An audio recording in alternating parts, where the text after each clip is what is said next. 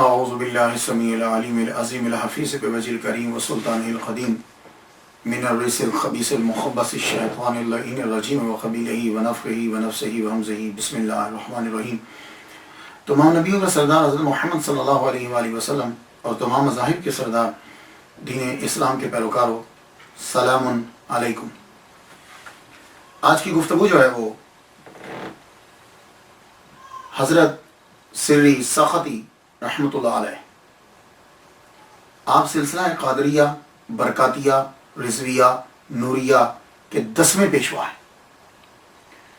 یوں آپ کہہ سکتے ہیں کہ بغداد میں آگے پھر جتنے بھی تصوف کے رستے کھلے ہیں ان سب کا منبع جو ہے وہ یہی، یوں کہہ سکتے ہیں۔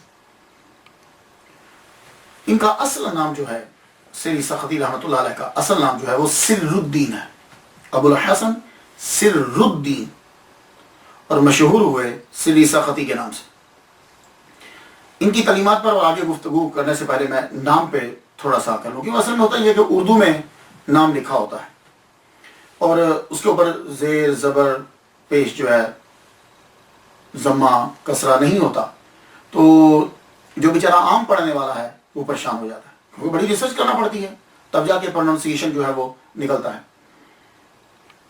تو کچھ ایسا ہوتا ہے کہ ہمارے معاشرے کے اندر کچھ مشہور ہو جاتا ہے اور ہم جو ہے وہ ریسرچ نہیں کرتے۔ میں ان لوگوں کو غلط نہیں کہتا، لیکن اتنا عرض کرنا چاہوں گا کہ جو مبلغین حضرات ہیں وہ پروننسیشن پہ ضرور دھیان دیا کریں۔ اس لیے وجہ یہ ہوتی ہے کہ وہ جب تقریر کر رہے ہوتے ہیں تو آگے جو لوگ بیٹھے ہوتے ہیں وہ ان کے پروننسیشن پر بہت غور کرتے ہیں، تلفظ جو ہے وہ ان کا کیسا۔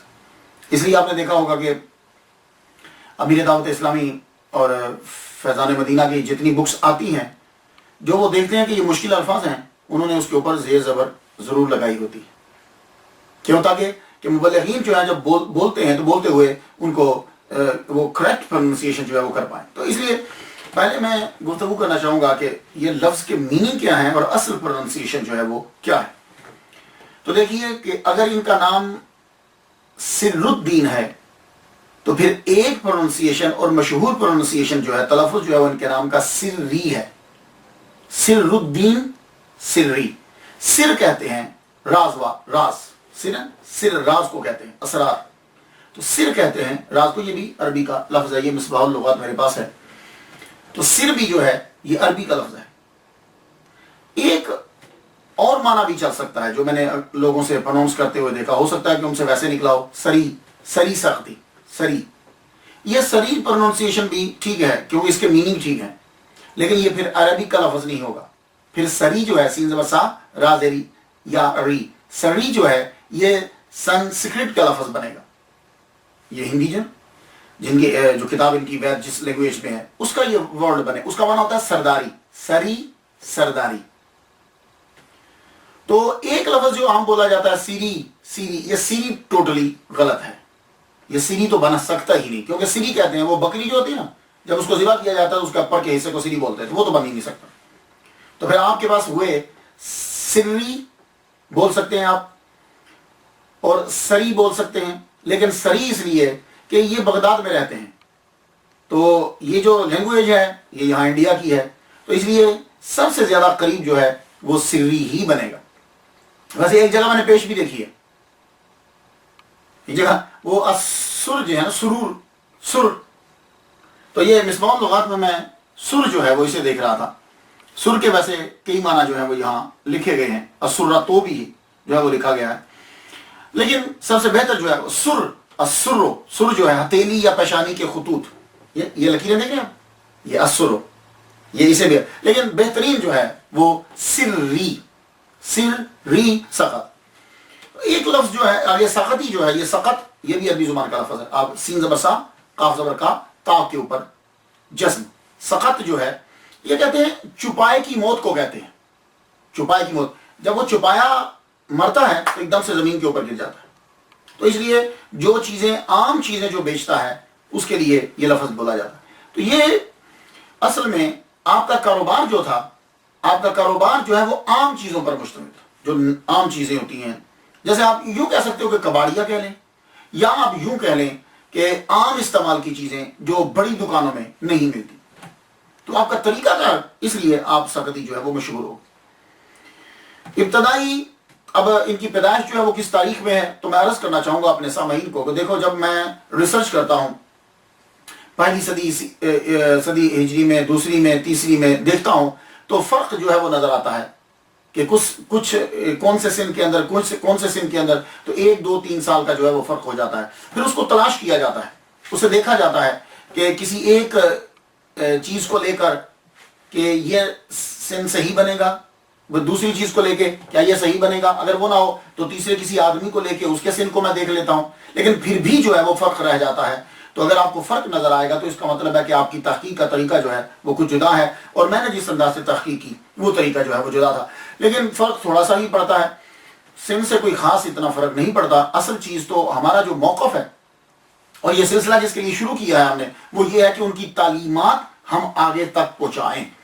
تو حضرت سری سقطی رحمۃ اللہ علیہ جو ہیں، آپ کا پیدائش کس سال میں ہوئی، کس تاریخ میں، تو 2 یا 3 سال کا فرق جو ہے وہ پڑتا ہے. قریب قریب میں بیان کر دیتا ہوں.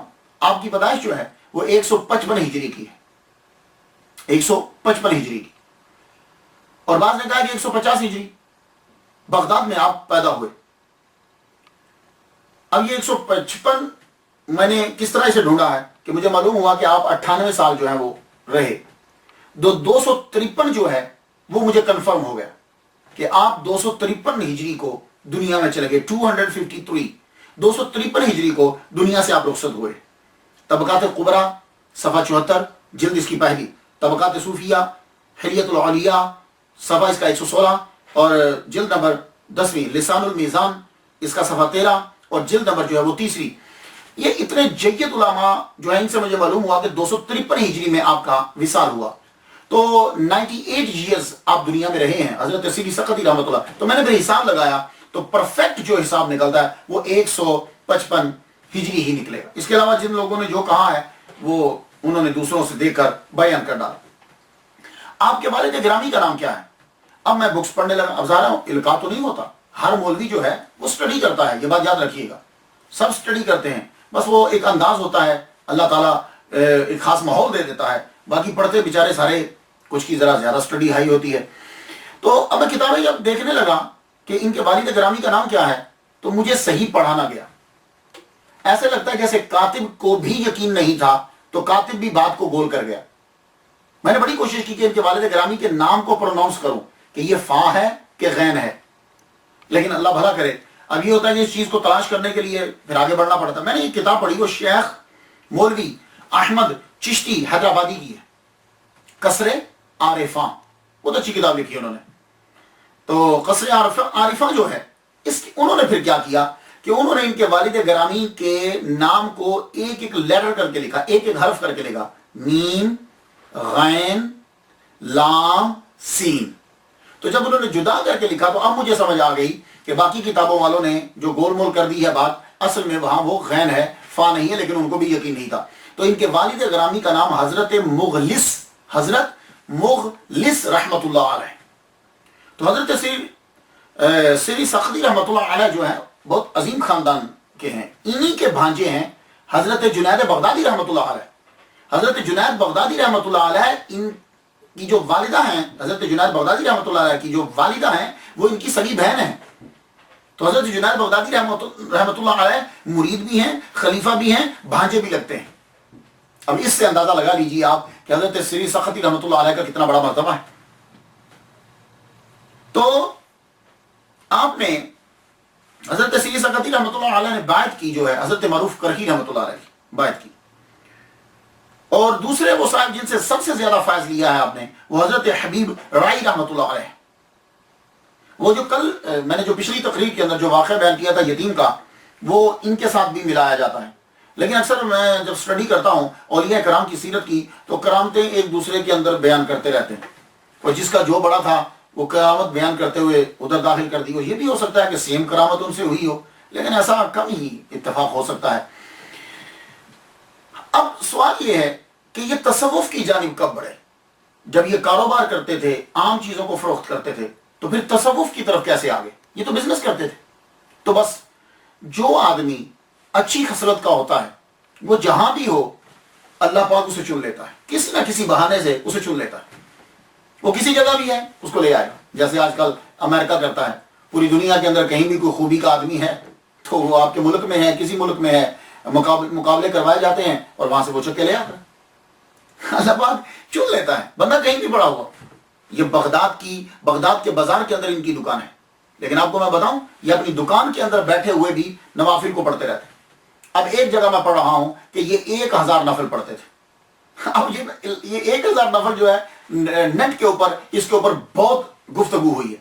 میرا ایک ٹاپک تھا رابعہ بصریہ رحمۃ اللہ علیہ، اس کے اوپر میں نے کتاب میں جو پڑھا میں نے بیان کر دیا کہ بھائی کتاب میں یہ لکھا کہ وہ 1000 نفل پڑھتی تھی. اس کے اوپر نیچے بڑی لمبی ڈیٹیل ہوئی، تقریباً 14-15 لاکھ اس کے ویوز ہیں میرے اس لیکچر کے، 15 لاکھ کے قریباً 15 لاکھ ویوز ہیں اس کے. اس پہ ایک طویل گفتگو ہے کہ یہ 1000 نفل کیسے ہو سکتے ہیں. پھر اس صاحب نے کیا کیا کہ بتایا کہ اگر 1 منٹ کے اندر بھی ایک نفل پڑھا جائے، بہت تیز، ویسے تو 2 منٹ لگتے ہیں، تو پھر بھی ٹائم کوئی نہیں بچتا. یہ ایسے کیسے ہوا؟ پہلی بات تو یہ ہے کہ جو کتاب میں لکھا تھا بیان کر دیا. دوسری بات میں آپ کو بتاؤں کہ اس طرح تو پھر بہت سارے سوال ہوں گے، جیسا کہ بزرگان دین بیٹھے ہوئے ہیں، ایک دم سے ان کا من چاہا کہ خانہ کعبہ پہنچے. 870 مائل کا، بھی میں بتایا پچھلے لیکچر میں، 870 مائل کا سفر چشمے زدن میں طے کر لیے. تو پھر تو یہ بھی حساب لگاؤ کہ اگر 870 مائل بغداد سے بنتا ہے اور 1 مائل چلتے ہو اگر اتنے لگیں تو 870 مائل رات میں کیسے ہو سکتے ہیں؟ پھر یہ بھی حساب کرنا پڑے گا.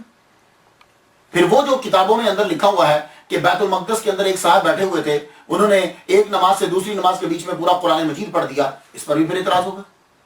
پھر یہ اعتراض ہوگا محمد صلی اللہ علیہ وآلہ، پھر یہ ہر چیز پر اعتراض ہوگا. طے مکانی پر بھی ہوگا، طے زمانی پر بھی ہوگا، ان تمام چیزوں پر ہوگا.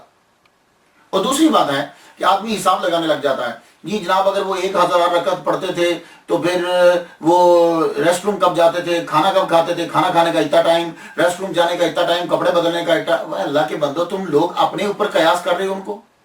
وہ لوگ تو 1 ماہ 2 ماہ تک کچھ کھاتے ہی نہیں تھے، وہ تو مسلسل روزے سے رہتے تھے. وہ تو روٹی بھی کھاتے تھے تو سوکھی پانی میں ڈبو کے کہ کہیں پکانے میں دیر نہ لگ جائے. تو اپنے ٹائم بیچ میں نہ ڈالو گے. پھر میک اپ کا بھی ٹائم ڈالو، میک اپ پہ 3 گھنٹے لگتے ہیں، پھر یہ بھی چیزیں بیچ میں ڈالیں گے. دوسروں سے ملنے کا ہی نا ان لوگوں کا. اور پھر ایک بات اور ہے کہ وہ لوگوں نے جب نوافل پڑھے تو وہ رہتے ہی اسی کام میں تھے، فرض ادا کیا اور اس میں پڑھا، اور اللہ تعالیٰ برکت دے دیتا ہے. یہ بات یاد رکھیے گا کہ نوافل زیادہ تر جو لوگ پڑھتے ہیں الحمدللہ رب العالمین، اور اس کے بعد ایک مرتبہ قل هو اللہ پڑھا تو ہو سکتا. اور پھر یہ بھی ہے کہ یہ نہیں لکھا ہوا کہ انہوں نے پوری زندگی ہر روز 1000 نفل پڑھے، یہ نہیں لکھا ہوا. وہ جب انہوں نے دیکھا تو 1000 نفل جو ہے وہ انہوں نے پڑھے. تو پاسبلٹی ہو سکتی کہ اللہ تعالیٰ نے ان کے ٹائم میں برکت دی ہو، کچھ ایسا ہو سکتا ہے. جیسے طے زمانی اور طے مکانی ہے، ورنہ پھر ہمیں ہر ایک چیز سے جو ہے وہ انکار کر دینا پڑے گا. جیسے لوگ جو ہیں قرآن مجید جو ہیں وہ پڑھتے ہیں، بہت سارے بزرگان دین کا یہ واقعہ ہے کہ انہوں نے اتنے گھنٹے میں پڑھ دیا اور اتنے گھنٹے میں، جبکہ آپ قرآن مجید کم از کم بڑی تیز بھی پڑھیں تو 10 منٹ ایک پارہ پہ لگتے ہیں. 7 منٹ میں لگا لیجیے. تو خیر مجھے دلائل نہیں دے رہے، میں ویسے ایک بات کر رہا ہوں. آپ کے بارے میں بھی یہ مشہور ہے، کتاب میں لکھا، اور لکھنے والے بھی کوئی عام آدمی نہیں ہے، بہت بڑے اسکالر ہیں، وقت کے ولی اللہ ہیں جنہوں نے یہ لکھا ہے. خیر تو آپ اس دکان میں بیٹھ کے عبادت کیا کرتے تھے. ایک مرتبہ کیا ہوا کہ پورے بازار کی دکانوں کو آگ لگ گئی، آگ بھڑک اٹھی، آگ بھڑکی. تو آپ کو کسی نے جا کے بتایا کہ یار ساری دکانیں جل گئی ہیں. کیا لگا اچھا ہوا جان چھوٹی، یار میرا بھی مال جل گیا ہوگا، چھوڑو اس دنیا کے دھندے کو ہی چھوڑ دو. لیکن پھر بازار میں چلے گئے، دکان جا کے اپنی دیکھی تو وہ دکان بچی ہوئی تھی، ان کی دکان نہیں جلی. پریشان ہو گئے، الٹا پریشان ہو گئے. ورنہ آدمی جو ہے وہ خوش ہوتا ہے کہ میری چیز بچ گئی، الٹا پریشان ہو گئے، یار سب کی جل گئی، میری دکان کیوں نہیں جلی؟ وہ دکان کیسے جل جاتی؟ وہاں سارا دن بیٹھ کر تو آپ عبادت کرتے رہتے ہو، تو جہاں بیٹھ کر عبادت کرو گے وہ جگہ تو محفوظ رہے گی. تو سارا دن بیٹھ کے تو آپ عبادت کرتے رہتے ہیں، لیکن دیکھیے بس وہ دل پہ چوٹ ایسی لگی، خود ہی سارا مال اٹھا کر غریبوں میں تقسیم کر دیا. غریبوں میں جب تقسیم کر دیا، اور ایک اور بات بڑی تھی آپ کے بزنس کے اندر، یہ ان کو بیان کرنے کا مطلب ہی یہ ہوتا ہے کہ ہر آدمی جو کسی کیٹیگری کا سن رہا ہے وہ اس میں سے سبق لے. آپ بزنس جب کرتے تھے تو جب مال بیچتے تھے تو آپ مال کے اندر نفع بڑا کم لیتے تھے، نفع بہت کم لیتے تھے. اگر 10 روپے کی چیز ہے 10 रुपए की चीज है तो बीच में सिर्फ 1 रुपया, बस इतना सा, 1 रुपया, लोगों पे भार ना बन जाए। 1 रुपया जो है वो 10 रुपए की है, तो यानी 10 के बाद अगला बिल्कुल कम, मामूली सा। तो अल्लाह ताला ने फिर इनको जो है वो खूब नवाजा। हजरत जब वो सामान सारा बेच दिया, तसव्वुफ की जानिब जो है वो अब मुड़ गए। हजरत मरूफ करखी रहमतुल्लाह अलैह के जाके मुरीदी की, अब नफ्स की मुखालफत जो है शुरू कर दी। तो याद रखिएगा ख़वातीन हज़रात, तसव्वुफ के अंदर 2 चीजें होती हैं, एक नफ्स अम्मारा की मुखालिफत, और दूसरा जो है वो इंसानियत को, इंसानों को नफा पहुंचाना। इसके अंदर कोई कैद नहीं है, ये तसव्वुफ के अंदर होता है कि इंसानों को नफा पहुंचाना। ये 2 चीजें, अगर आपको ये 2 चीजें नहीं नजर आ रही किसी सूफी में, हट जाइए उसे, वो बेचारा भी खाली है, पैदल है, उसने लिबादा उड़ा हुआ है। नफ्स अम्मारा की मुखालिफत करना और दूसरों को फायदा पहुंचाना, ये 2 चीजें जो है ये तसव्वुफ की बेस है, बाकी तो सब चलता रहता है। अल्लाह के बंदों को नफा पहुंचाना। अब आपने नफ्स अम्मारा की मुखालिफत शुरू कर दी। नफ्स जो है वो तकाजा करता है समटाइम, और ये बुजुर्गों के अंदर आप देखेंगे कि जब उनकी किसी चीज पर आरजू होती है तो इस नफ्स की, ये नहीं कि वो चीज बुरी है, ये नहीं कि वो चीज मतलब कि खराब है, चीज समटाइम सही होती है, लेकिन इसकी ख्वाहिश को दबाने के लिए कि ये आगे ना बढ़ जाए, दबाने के लिए वो उस चीज का इस्तेमाल जो है वो तर्क कर देते हैं। जैसे शहद है, जिसे हम आमतौर पर शहद कह देते हैं, मैं गलत नहीं कहता, प्रोनाउंसिएशन चल पड़ा, लेकिन असल इसका प्रोनाउंसिएशन जो है ना ये शहद है। हनी जिसे कहते हैं, शीन के ऊपर जबर है, हा जो है वो साकिन है, शहद। तो ये जो शहद है इसकी आरजू पैदा हुई कि मैं हनी जो है वो खाऊं, शहद खाऊं। आपने अपने नफ्स की मुखालफत के लिए 40 साल तक शहद को हाथ नहीं लगाया, ताकि ये नफ्स जो है और चीज का तकाजा ना करे, फिर के ये खाओ, फिर के ये खाओ, फिर को ये, और जब खाते चले जाएंगे, हम आगे बढ़ते चले जाएंगे, तो एक दिन शैतान के कब्जे में चले जाएंगे। तो 40 साल तक आपने शहद को, हनी को हाथ नहीं लगाया। ये नफ्स की मुखालफत का आगाज हो चुका है।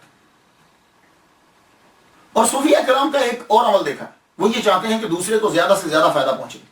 तो आप लोग सवाब में भी दूसरों को फायदा पहुंचाना चाहते हैं। हजरत सिरी सखती रहमतुल्लाह अलैह सवाब में दूसरे को कैसे फायदा पहुंचा रहे हैं।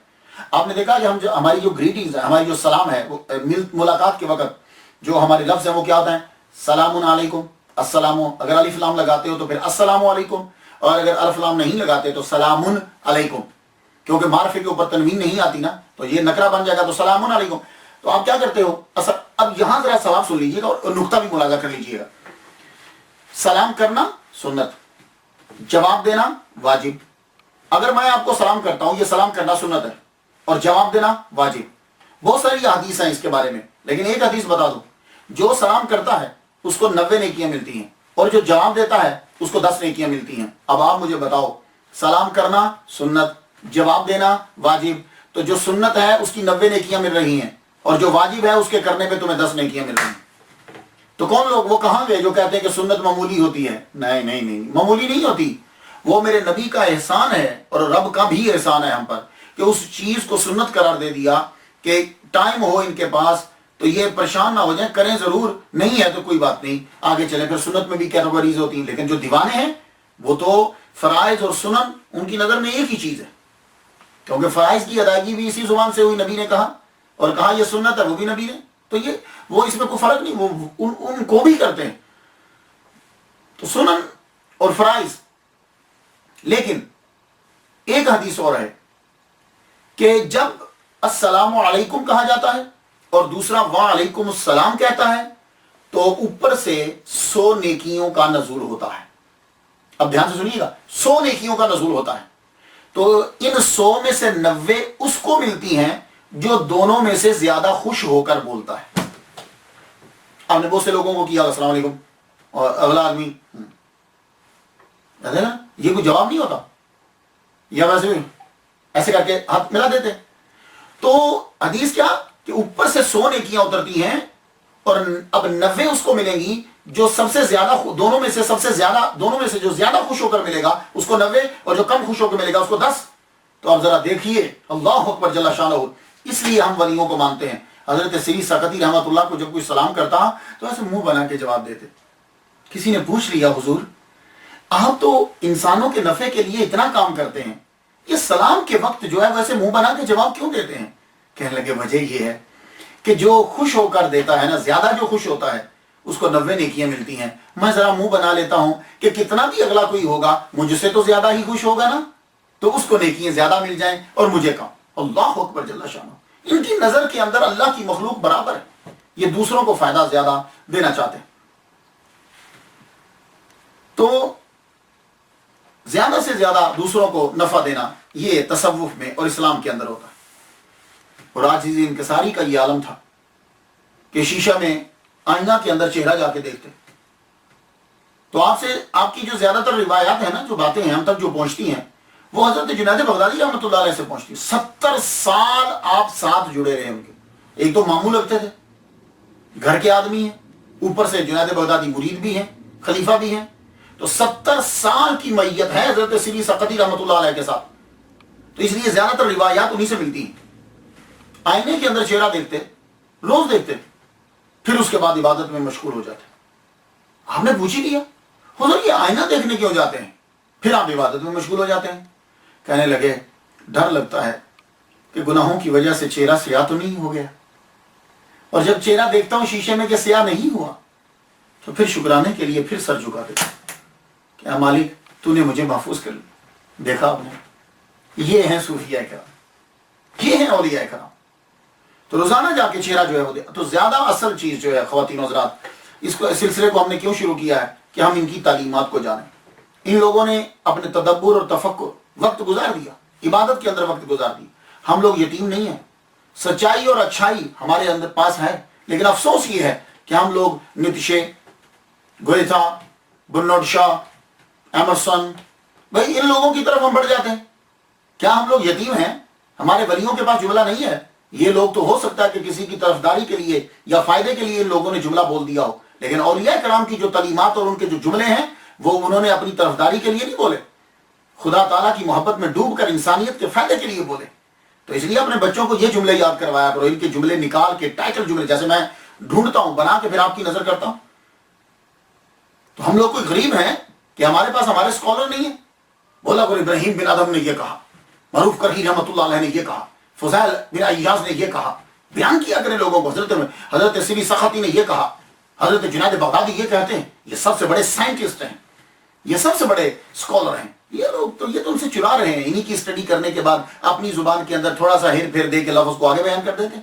آئیے حضرت سری سختی رحمۃ اللہ علیہ کی تعلیمات پہ غور کیجیے۔ حضرت سری سختی رحمۃ اللہ فرماتے ہیں عبادت تو عہد شباب میں ہی کرنی چاہیے۔ فرمایا مالدار ہمسایہ، بازاری کاری اور امیر علماء سے دور رہنا چاہیے۔ یہ حضرت سری سختی رحمۃ اللہ علیہ کا قول کہ عبادت کا مزہ جوانی میں آتا ہے، بڑھاپے میں تو آزاد کام نہیں کرتے۔ اور فرماتے ہیں کہ جو مالدار ہمسایہ اس سے بھی بچو، بازاری کاری جو شہرت کے لیے قرآن پڑھتا ہے اس سے بھی بچو، اور امیر علماء سے اس سے بھی دور رہو۔ اصل چیز سیرت کے اندر صاحب سیرت اور ان کی تعلیمات ہیں جو آج کے دور میں بھی ہمیں فائدہ دیتی ہے۔ آپ کا جملہ فرماتے ہیں کہ عقل مند کون ہے؟ آج کل ہم سوچتے ہیں کہ عقل مند کسے کہتے ہیں عقل مند؟ تو حضرت سری سختی نے کسے عقل مند کہا؟ فرمانے لگے سب سے زیادہ عقل مند آدمی وہ ہے جو قرآن سمجھنے کے لیے غور و فکر کرتا ہے، وہ عقل مند ہے۔ قرآن سمجھنے کے لیے اس کے اندر تدبر کر رہا ہے۔ اور عاجزی کا یہ عالم ہے کہ رب تعالیٰ سے جب دعا کرتے ہیں تو مناجات میں یہ دعا کرتے ہیں۔ جانتے ہو کیا جملہ بولتے؟ کہتے ہیں اللہ اگر تم نے زبان سے ذکر کرنے کا حکم نہ دیا ہوتا، یعنی اگر تیرے منع کرنے کا آرڈر آ جاتا، چونکہ منع کرنے کا آرڈر نہیں ہے اس کا مطلب اجازت ہے، تو زبان سے ذکر کرنے کا حکم نہ دیا ہوتا تو میں کبھی زبان سے تیرا ذکر نہ کرتا، کیونکہ یہ زبان اس قابل نہیں ہے کہ تیری صفت بیان کر سکے۔ اللہ اکبر جل شانہ۔ اور ادب، تصوف کے اندر ادب کے بغیر کچھ نہیں، اور کوئی نہ کوئی مثال ہمیں ضرور ملتی ہے۔ حضرت سری سقطی رحمۃ اللہ علیہ سے ادب دیکھیے، نبیوں کوئی بھی نبی ہو، ہمارے نبی باقی نبی سب نبی کوئی بھی ہو، یہ ادب جو ہے یہ ضرور ہوتا ہے۔ وہ ادب کیا ہے؟ اس لیے میں یہ یہاں ایک امریکہ میں کنگ ووڈ کالج ہے، وہاں میں لیکچر دینے کے لیے گیا تھا تھرسڈے کو۔ تو عیسائی، یہودی، میں یہ تین تھے اسکالر میں نے یہ کہا کہ ہم ہر نبی کی رسپیکٹ کرتے ہیں، کوئی نبی بھی ہو، ہم سب نبیوں کی رسپیکٹ کرتے ہیں۔ تو حضرت سری سقطی رحمۃ اللہ خواب میں حضرت یعقوب علیہ السلام کو دیکھتے ہیں۔ یعقوب علیہ السلام سے جب ملاقات ہوئی تو یعقوب علیہ السلام سے کہنے لگے کہ آپ دعویٰ تو کرتے ہو خدا سے محبت کا اور روتے رہے ہو بیٹے کی یاد میں۔ یہ جملہ جب آپ نے کہا کہ بیٹے کی یاد میں روتے رہے، آواز آئی ندا سے، حد ادب ملوث خاطر ہے، جانتے ہو کہ نبی سے گفتگو کر رہے ہو۔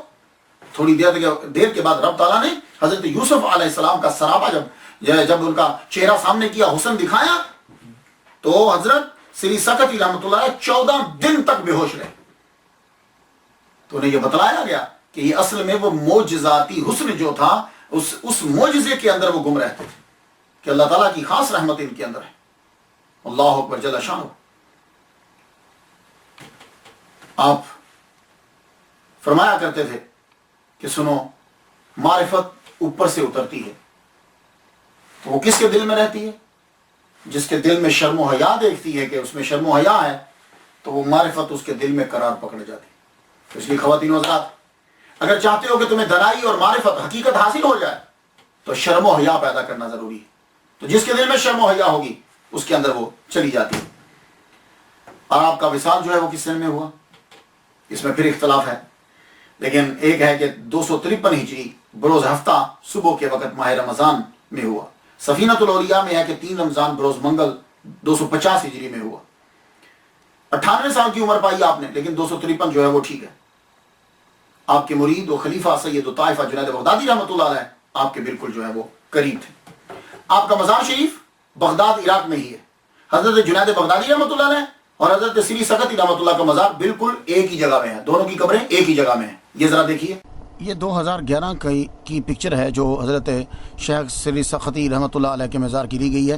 اوپر نام لکھا ہوا ہے شیخ جنید بغدادی رحمۃ اللہ کا، نیچے سری سقطی رحمۃ اللہ علیہ کا، اور دونوں کے مزار جو ہیں پیر اور مرید کے مزار جو ہیں قبور جو ہیں وہ بالکل اکٹھی ہیں۔ یہ پہلے دیکھ رہے ہیں، یہ پہلے حضرت جنید بغدادی رحمۃ اللہ علیہ کا مزار ہے، ان کی قبر انور ہے، اور اس کے پیچھے جو ہے وہ حضرت سری سقطی رحمۃ اللہ علیہ کا جو ہے وہ مزار انور ہے۔ یہ دیکھ، لیکن میں یہاں دیکھ رہا ہوں کہ ایک تو سید لکھا ہوا ہے اور دوسرا سین کے اوپر پیش ہے سری سقطی۔ ان کے جملہ ٹائٹل جملہ جو ہے، میں ہر ایک جملہ ان کی تعلیمات سے نکالتا ہوں، ٹائٹل جملہ یہ ہے، بڑے دھیان سے سنیے گا، بروں کی صحبت سے بچنا اور نیک لوگوں کی صحبت میں بھی خدا سے تعلق نہ توڑنا۔ اللہ اکبر جل شانہ۔ اس جملے کو پھر سن لیجیے، یہ ٹائٹل جملہ ہے، بروں کی صحبت سے بچنا۔